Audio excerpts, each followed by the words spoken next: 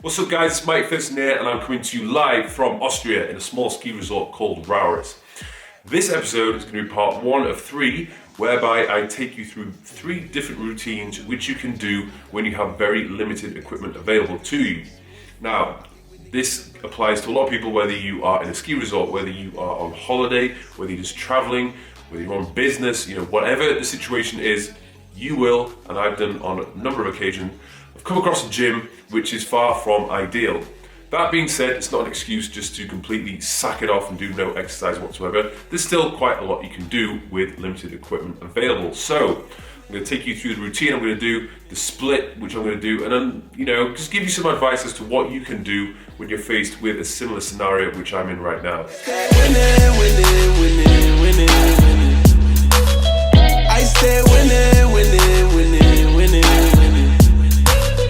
I stay winning, winning. Now, as I was in a ski resort, there was quite a bit of cardio being done in the day. I was burning calories. However, food intake often when you're on holiday is not ideal, especially in Austria.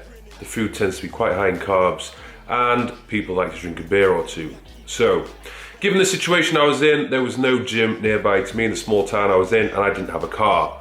Fortunately, there was a tiny little studio in the complex I was staying at. As you can see, it had the most basic of equipment and some cardio equipment, but that was pretty much it. Now the dumbbell rack only went up to 10 kilograms. There was a bench press there for some reason, which I could put the plates on. There was an adjustable bench, which was quite beneficial, and then there was an easy bar. Unfortunately, there was no pull-up bar either. So in this situation, I'm kind of limited with how much I can overload my muscles, particularly when it comes to a lot of the compound movements. So what I would do in this situation is to combine a lot of exercise, try to make the training sessions as intense as possible, but to really change things up a little bit. So what I did to start off with, I did a superset with bench press and bent over rows. Now with the bench press, obviously I was maxing it out. I think the weight here, with all the plates on I had available, was 75 kilograms, assuming that the bar was 10 kilograms.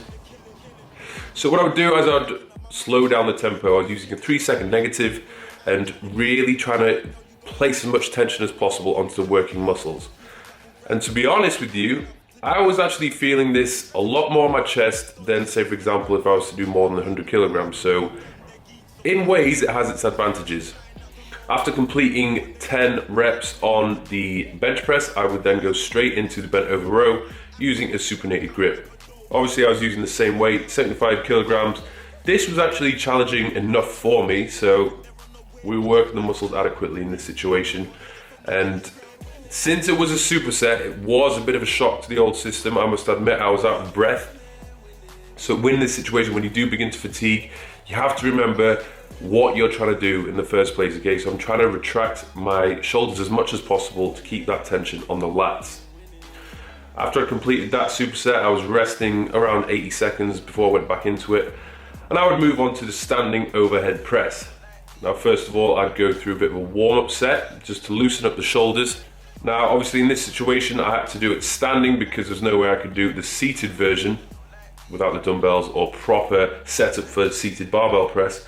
I had to do the standing one, and the standing one is still very beneficial. It actually works more of your core and your stabilizing muscles, so decent exercise to do given the situation I was in. So I didn't superset with this with anything. I just did 8 to 10 reps, steady tempo, resting around 60 to 80 seconds in between sets. I think one of the most important things to bear in mind with this exercise is because the weight is quite heavy. I think I was using about 60 kilos for this. You need to make sure you pick it up safely and put it down safely. The next exercise I went on to was a superset with the seated lateral raises into press-ups. Now with this one, obviously the weights went up to 10 kilograms, so this was adequate enough to overload the delt muscles. So I was happy with this. I was going for between 10 and 12 reps, steady tempo, and making sure that the tension was placed on the delts at all times, so minimal rest at the bottom of each rep. Once I'd done that, I'd go straight onto press-ups and aim for around 15 reps. Again, steady tempo, but what I'm trying to do is push my hands together as much as possible to place as much tension onto the pecs.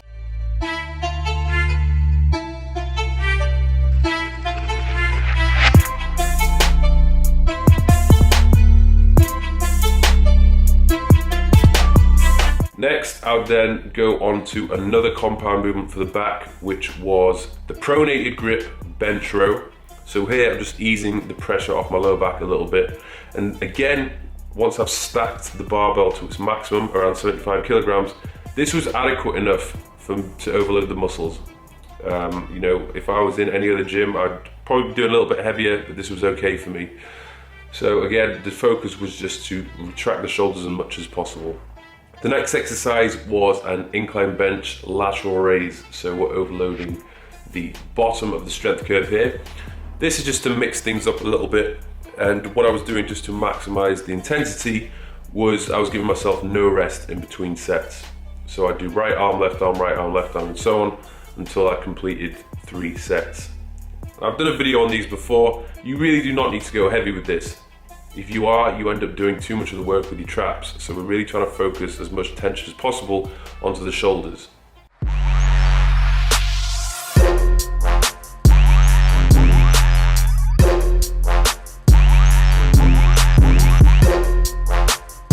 And then we finished off with a tricep, so performing 3 exercises, one after the other. I don't know the exact name, I'm going to call it an incline bench dumbbell pull through. This is kind of replicating the pull down movement, which is going to be engaging the lats, and you will get a little bit of rear delt engagement as well. This exercise, once again, you do not need anything too heavy. So the dumbbells I was using, 10 kilos was adequate enough for me. I was doing 12 reps. I was feeling it. It was tiring. So after I'd done 10 to 12 reps of this, I would move on to the bent over reverse fly. Now with this exercise, you will be engaging your rear delts, but then you will be engaging upper back as well. It's not a pure rear delt isolation exercise, but it's still effective nevertheless. So you want to get yourself in a situation where you're bending as far forward as possible and then pulling your elbows back and squeezing temporarily at the top of the movement. Immediately after that exercise, I went on to a plate incline press for the chest. Obviously, it's not going to be heavy enough to really overload the chest muscle. So what I was doing was pushing my hands as hard as possible together and slowly lowering the weight and aiming for about 12 to 15 reps on this one. So the harder you push, the more you're going to feel it. So hopefully this video has been helpful for you and has given you a few ideas if you ever come across a situation like I did. The key is just to use your common sense and do your very best with the situation you are in. Try and burn as many calories as possible. Keep the rest periods short. Reps, maybe bump them up a little bit higher. Reduce the tempo. Yes, you might not be able to overload the muscles in a traditional manner of keeping the weight as high as possible, but that doesn't mean the sessions can't be intense and effective. So no excuses. Get it done, okay? The next video I'll have up is my lower body routine, which I did in a similar situation. So keep an eye out for that. Thanks for watching and see you soon.